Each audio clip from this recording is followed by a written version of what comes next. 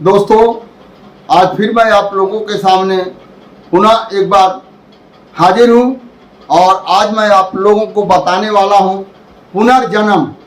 पुनर्जन्म क्या होता है, पुनर्जन्म की परिभाषा क्या है, ये मैं आप लोगों को आज मैं विस्तार से बताऊंगा।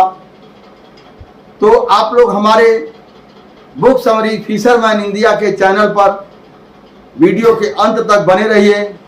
आप लोगों को अवश्य पता होगा पुनर्जन्म क्या होता है। पुनर्जन्म क्या होता है ये आप लोगों को पता लगेगा। दोस्तों, सर्वप्रथम मैं बुक समरी फिशरमैन इंडिया के चैनल के सभी दर्शकों को मेरा सादर प्रणाम, नमस्कार, जय हिंद, जय भारत, शास्त्रीय काल, आदाब। दोस्तों, आज मैं जो बताने जा रहा हूं पुनर्जन्म की परिभाषा क्या है, इसे मैं अपने पास से कुछ नहीं कह रहा हूं। आप लोग जानेंगे, एक बहुत महान धार्मिक स्वामी विवेकानंद जी हमारे भारत की भूमि पर पैदा हुए। उन्होंने भी इस बात को बताया है पुनर्जन्म क्या होता है, और इसके पहले बौद्ध धर्म में भी पुनर्जन्म का बात कहा गया है। और हमारे हिंदू धर्म में भी पुनर्जन्म की बात होती है। लेकिन सवाल ये रहा, पुनर्जन्म को हम सिद्ध कैसे करेंगे, पुनर्जन्म को हम सिद्ध कैसे करेंगे, उसका प्रमाण क्या हम पेश करेंगे, ये शायद किसी के पास एविडेंस नहीं है। लेकिन जो महात्मा बुद्ध के द्वारा जो संदेश विचारधाराएं जो दिया गया, उनके द्वारा जो दर्शाया गया पुनर्जन्म होता क्या है। कहते हैं जो प्रत्यक्ष है उसको प्रमाण की आवश्यकता नहीं है, जो प्रत्यक्ष है उसको प्रमाण की आवश्यकता नहीं है। जो सिद्ध हो सकता है वो सत्य है, जो सिद्ध नहीं हो सकता है वो असत्य है। तो पुनर्जन्म की कहानी लोग बताते हैं कि पिछले जन्म में आप ये थे, इस जन्म में इंसान बना, अगले जन्म में आप क्या बनोगे। ये सब बैठे एक धर्म के मुनीब लोगों का काम है ये बंटवारा करके देना और सबका भविष्य को लिखना। लेकिन वही महात्मा बुद्ध ने, जो सर्वप्रथम दुनिया का एक विचारक हुए, मैंने पहले भी आप लोगों को अपने चैनल के माध्यम से बताया हूं कि महात्मा बुद्ध दुनिया का ऐसा प्राणी हुए जो दुनिया का मानवता का पाठ पहले पढ़ाए। मानवता का पाठ पहले पढ़ाए, ये मैं नहीं कह रहा हूं, ये सारे धर्मों का ये कहनाम है। आप मुस्लिम धर्म में भी पाएंगे बुद्ध का जिक्र है, ईसाईयत में पाएंगे बुद्ध का जिक्र है। यानी दुनिया के सारे धर्मों से पहले महात्मा बुद्ध जी का जन्म होता है। तो उनका जो कहनाम है पुनर्जन्म क्या है। पुनर्जन्म, एक बार इंसान पैदा होता है वह अज्ञानी होता है। एक बार इंसान पैदा होता है अज्ञानी होता है। जैसे वह बुद्ध के शरण में जाता है, यानी बुद्धि के शरण में जाता है, बुद्धि के शरण में जाता है, इसीलिए कहे हैं बुद्धम शरणम गच्छामि।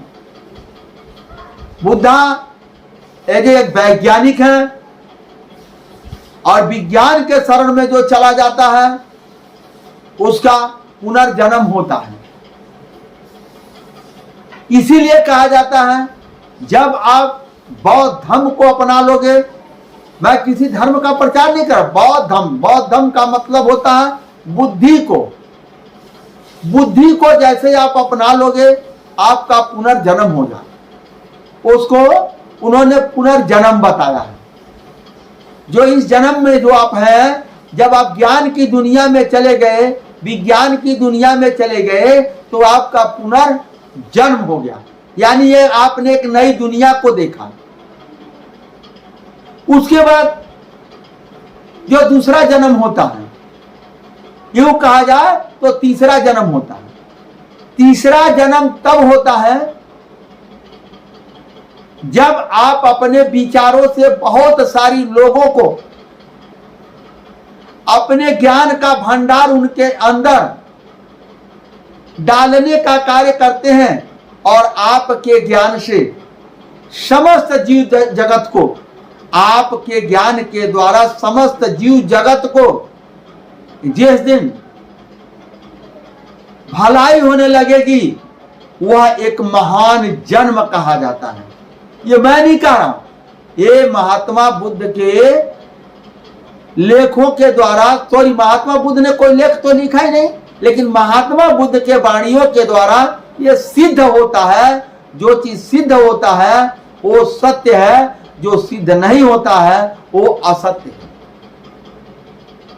स्वामी विवेकानंद जी भी ने कहा है, पुनर्जन्म की बात उन्होंने जो बताया तो इसी के आधार पर उन्होंने भी पुनर्जन्म की बात को बताया। इसी के आधार पर उन्होंने भी पुनर्जन्म की बात बताया।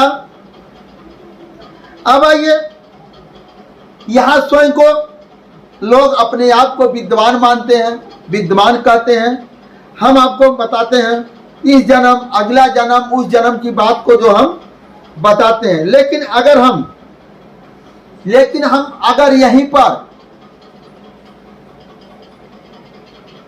भारत के प्रियदर्शी देवनापी यानी अशोक सम्राट की हम बात करते हैं, तो अशोक सम्राट एक ऐसे महान शख्सियत भारत के अंदर पैदा हुए जिन्होंने कलिंग की लड़ाई के बाद, कलिंग की लड़ाई को जीतने के बाद उन्होंने बौद्ध धर्म को अपनाया।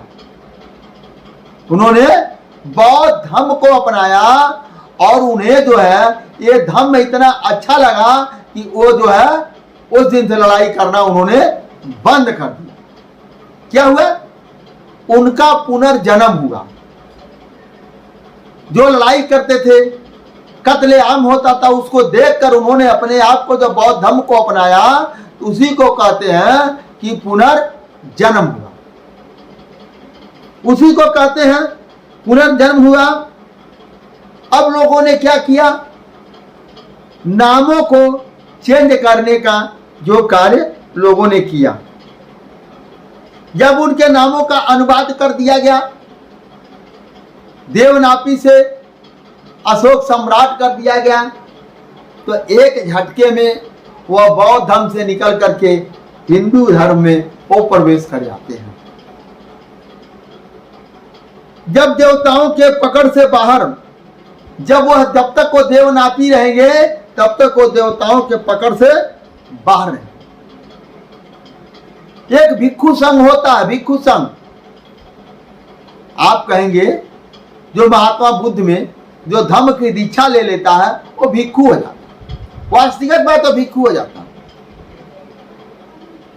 वो भिक्षु हो जाता है। लेकिन उनकी परिभाषा क्या होता है? भिक्षु की परिभाषा अपने ज्ञानों से लोगों को बोध करे, उसको भिक्षु कहते हैं। जो अपने ज्ञानों से लोगों को बोध करे, जो उन्हें ज्ञान मिला है उस ज्ञानों को लोगों तक पहुंचाए, उसको भिक्षु कहते हैं। और उसी को दूसरा जन्म कहते हैं। जब आदमी बुद्ध के शरण में जाता है उसी को दूसरा जन्म कहते हैं, पुनर्जन्म उसी को कहते हैं। अब आइए, यह बात अशोक सम्राट शिलालेख में, यह बात अशोक सम्राट के शिलालेख में उन्होंने लिखवाया है। अगर आप वर्तमान जिंदगी में साधारण गृहस्थी में रहकर के बौद्ध धर्म को अपनाते हैं, उन्होंने लिखा अगर आप साधारण जिंदगी में रह करके अगर आप बौद्ध धर्म को अपनाते हैं तो आपका कल्याण अवश्य होगा। उन्होंने कहा साधारण जिंदगी में रहकर के बौद्ध धर्म यानी ज्ञान को अगर आप अर्जित करते हैं तो आपकी जिंदगी सुखमय और कल्याणकारी होगा जब आप ज्ञान के पद्धति में शामिल होंगे। अब आइए, घर को त्याग करके प्रजा को त्याग करके तमाम सारे मोह माया से जब त्याग करके एक भिक्षु संघ जब घर छोड़ करके निकल देता है तो उसका एक अलग से एक दूसरा जन्म होता है और पूरी दुनिया को क्या करता है, वो ज्ञान का पाठ पढ़ाने का वो कार्य करता है। यही बात बाबा साहब ने भी कहा। उन्होंने 22 प्रतिज्ञा दिया और 22 प्रतिज्ञा में उन्होंने जो बात को बताया वह बहुत ही बड़ी ज्ञानवर्धक बात है। और बाबा साहब दुनिया के सबसे बड़े ऐसे वैज्ञानिक थे, उसको वैज्ञानिक ही कहा जाएगा, क्योंकि जिन्होंने भारत का संविधान लिखा, इतनी बड़ी शिक्षा को ग्रहण किया, वह एक वैज्ञानिक ही है। और उन्होंने भी अपने जीवन में बौद्ध धर्म को अपनाया।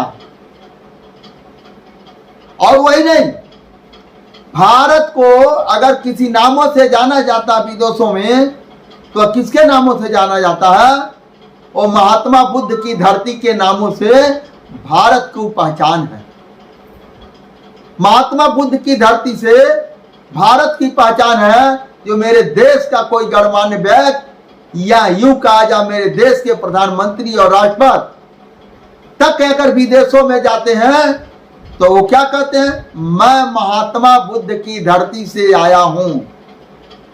कभी नहीं वो कहते मैं राम की धरती से आया हूं, विष्णु की धरती से आया हूं, शंकर की धरती से आया हूं। उनकी किसी की औकात ही नहीं है, किसी के पास इतनी औकात नहीं है कि वह विदेश में जाकर के यह बोल दे कि मैं शंकर की धरती से आया हूं, दुर्गा की धरती से आया हूं, विष्णु की धरती से आया हूं। ऐसा नहीं कोई कह सकता है, किसी के पास औकात नहीं है। वो सीधे कहते हैं कि मैं महात्मा बुद्ध की धरती से आया हूं, क्योंकि भारत जो हमारा है, महात्मा बुद्ध के ही जीवन परिचय से हमें दुनिया में, भारतवासी को दुनिया में एक पहचान मिली है कि हम महात्मा बुद्ध की धरती से हैं, हम महात्मा बुद्ध के वंशज हैं। दोस्तों, आज मेरा ये वीडियो कैसा लगा? ये 31वां पार्ट है और आप लोग बड़ी सरलता और मैंने शालीनता से आप लोगों को बातों को रखा। आपको जैसा भी लगा होगा कमेंट बॉक्स में अवश्य आप लिख करके दीजिएगा। और आज का वीडियो मेरा यही समाप्त होता।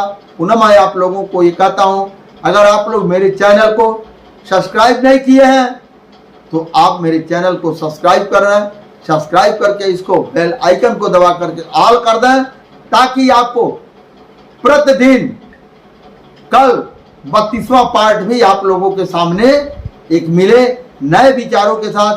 दोस्तों धन्यवाद, नमस्कार, जय हिंद, जय भारत।